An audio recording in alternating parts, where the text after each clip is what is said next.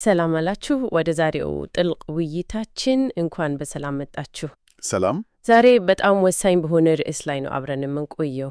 አዎ፣ ሁላችንም እኮ በሕይወታችን ውስጥ የምንጠይቀው አንድ ትልቅ ጥያቄ አለ አይደል? እዚህ ምድር ላይ ለምንድን ነው ያለ ነው? በትክክል ዝም ብለን ቦታ ለመያዝ ነው? ሀብቶችን ለመጠቀም ብቻ? ያው ዛሬ የምንመረምረው ከሪክ ዋረን ዓላማ መር ሕይወት መጽሐፍ የተወሰደውን መልስ ነው። አዎ፣ በተለይ ምዕራፍ 29 ላይ እናተኩራለን። አራተኛው የሕይወት ዓላማ፣ ይኸውም ለማገልገል መቀረጻችን ላይ። እውነት ነው። አገልግሎት የሚለውን ቃል እንደገና መተርጎም፣ ለምን አማራጭ እንደሌለው መረዳት እና ደግሞ አለማድረግ የሚያስከትለውን አደጋ ማየት። አዎ፣ ዋናው መነሻችንም በኤፌሶን 2:10 ላይ ያለው ሐሳብ ነው።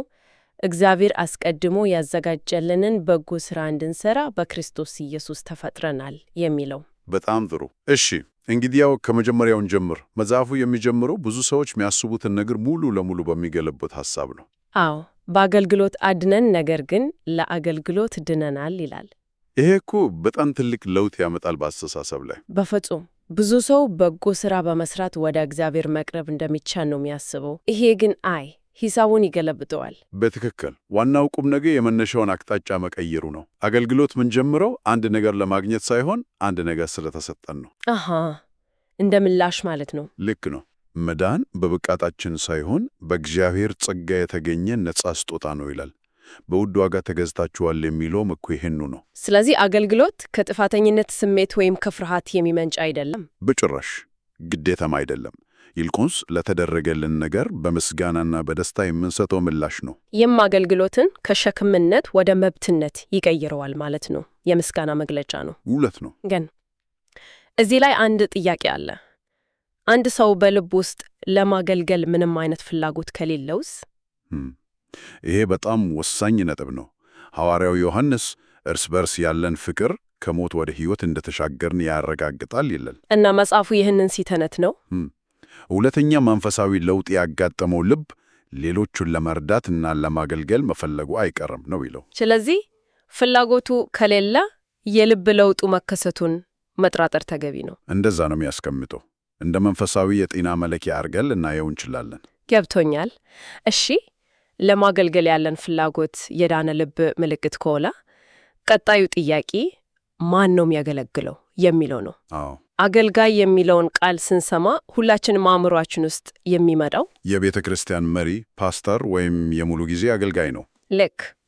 ይህ ግን በጣም የተለመደና አገልግሎትን ሽባ የሚያደርግ የተሳሳተ ግንዛቤ ነው ይላል መጽሐፉ። ሙሉ በሙሉ አገልጋይ እና ባሪያ የሚሉት ቃላት በመጽሐፍ ቅዱስ ውስጥ አንድ አይነት ትርጉም እንዳላቸው ያስረዳል። ስለዚህ ማንኛውም የክርስቶስ ተከታይ አገልጋይ ነው ማለት ነው? አዎ፣ ልዩነቱ የማዕረግ ሳይሆን የተግባር ነው። በመጽሐፍ ውስጥ የተጠቀሰው የጴጥሮስ አማት ምሳሌ ይህንን በጣም በሚገባ ያሳያል። አዎ፣ በኢየሱስ ከተፈወሰች በኋላ እኮ ኮሚቴ አላቋቋመችም፣ ስልጠናም አልጠበቀችም። ወዲያውኑ ተነስታ ማገልገል ጀመረች። መልእክቱ ግልጽ ነው። የተባረክነው ሌሎችን ለመባረክ ነው። የተፈወስነው ደግሞ ሌሎችን ለማገልገል። በትክክል። ይህም ወደ አንድ መሰረታዊ ጥያቄ ይወስደናል። እግዚአብሔር አማኞችን ካዳነ በኋላ ወዲያውኑ ለምን ወደ ሰማይ አይወስዳቸውም? ለምን በዚች በተሰበረች ዓለም ውስጥ ይተዋቸዋል? መልሱ ግልጽ ነው። በምድር ላይ የእርሱን ዓላማ እንዲፈጽሙ ነው። እያንዳንዱ አማኝ በቤተ ክርስቲያን ውስጥ አገልግሎት፣ በዓለም ውስጥ ደግሞ ተልዕኮ አለው። አዎ፣ በቻይና ስላሉ አንዳንድ አብያተ ክርስቲያናት የተጠቀሰው ነገር በጣም ልብ የሚነካ ነው። በጣም አዲስ አማኝ ሲቀበሉ አሁን ኢየሱስ የሚያይበት አዲስ ዓይን፣ የሚሰማበት አዲስ ጆሮ፣ የሚረዳበት አዲስ እጅ፣ ሌሎችን የሚወድበት አዲስ ልብ አግኝተዋል ይላሉ።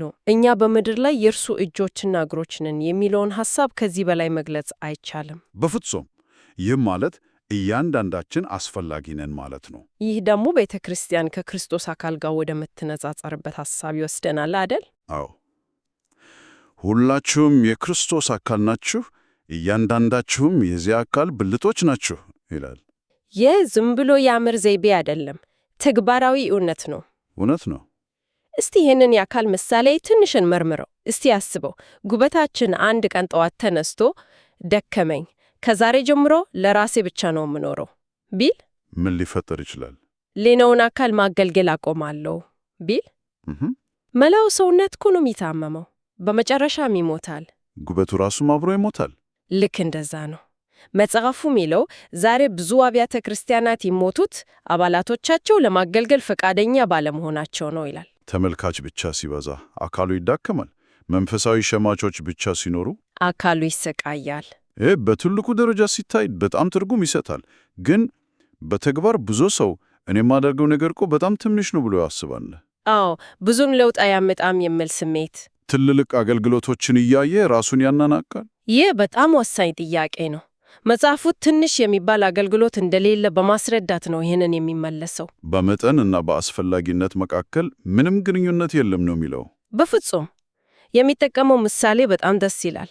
በቤተ ውስጥ ትልቁ መብራት ሳሎን የተሰከለው ቻንደሌር ሊሆን ይችላል። ግን በጨለማ ከእንቅልፍህ ስትነካ እግርህን ከዕቃ እንዳትመታ የሚጠበቀ ግድግዳው ስር ያለው ትንሹ መብራት ነው። የትኛው ነው የበለጠ አስፈላጊ? ሁለቱም።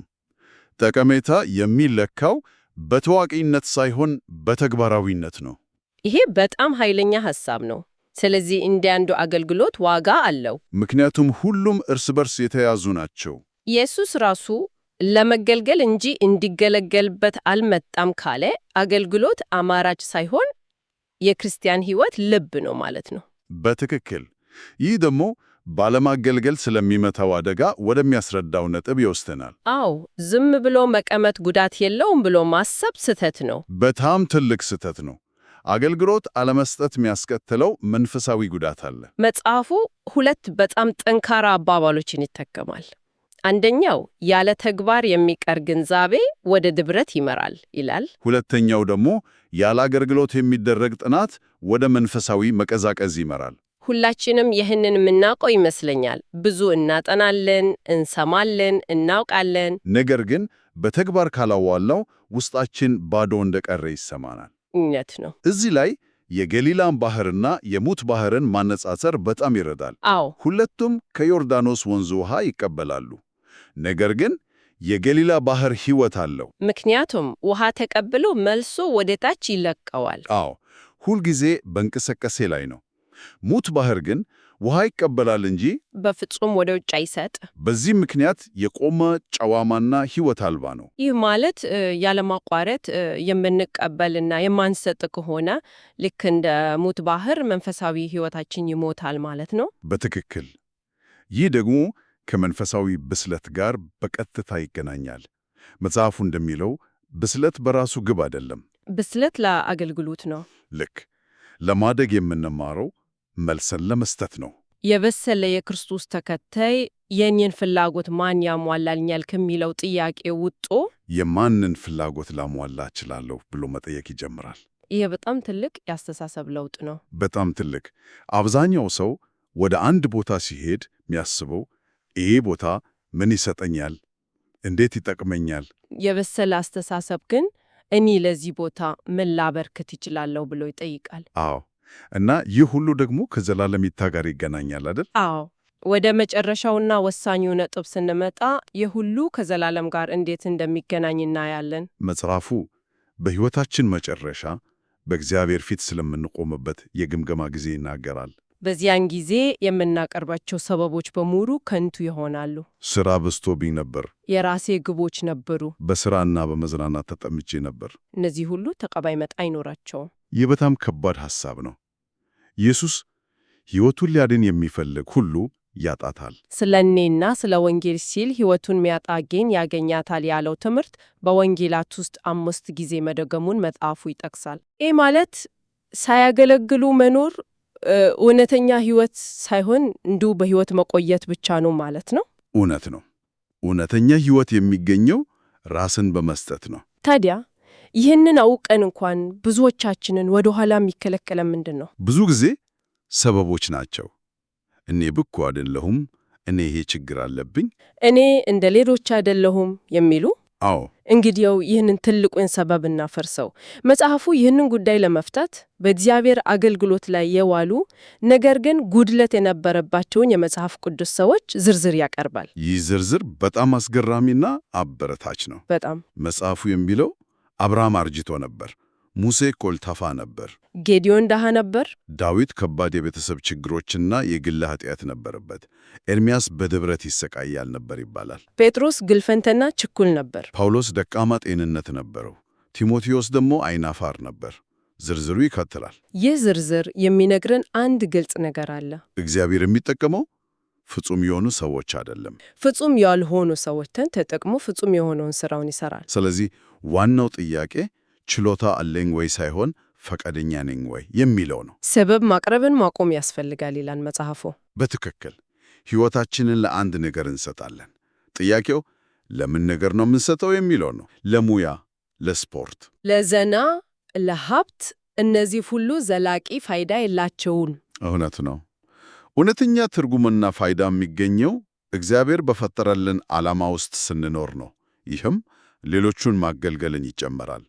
እንግዲያው የዛሬውን ውይይት ስናጠቃልል ከጀመርንበት የተሳሳተ ግንዛቤ ወጥተን አንድ ትልቅ እውነት ላይ ደርሰናል።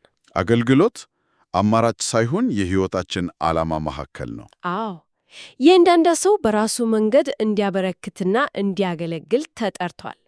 የሕይወት እውነተኛ ትርጉምና ፋይዳ የሚገኘው ራስን በመርሳት ሌሎቹን በማገልገል ነው። ለማስታወስ እንዲረዳን ያንን ቁልፍ የመጽሐፍ ቅዱስ ክፍል ብንደግመው ጥሩ ነው። ኤፌሶን 2:10 እኛ የእግዚአብሔር ሥራ ነንና እርሱ አስቀድሞ ያዘጋጀውን በጎ ሥራ እንድንሠራ በክርስቶስ ኢየሱስ ተፈጥረናል። ይህ ማለት ከመወለዳችን በፊት እንኳን እግዚአብሔር ልናበረክት የምንችለውን የአገልግሎት ድርሻ አዘጋጅቶልናል ማለት ነው። የእኛ ድርሻ ያንን ማግኘትና ማድረግ ነው። በመጨረሻውም ይህንን ውይይት በቀጥታ ከመጽሐፉ በተወሰደ አንድ አነቃቂ ጥያቄ እንዝጋው። እሺ፣ ጥያቄው ለግል ማሰላሰል የቀረበ ነው። እግዚአብሔርን ለማገልገል የቀረበልኝን ጥሪ ከመቀበል ወደ ኋላ የሚከለክለኝ ምንድን ነው? በጣም ጥሩ ጥያቄ ነው። ይህንን ጥያቄ ይዘን ለዛሬ እናብቃ። ስላዳመጣችሁን በጣም እናመሰግናለን። እናመሰግናለን።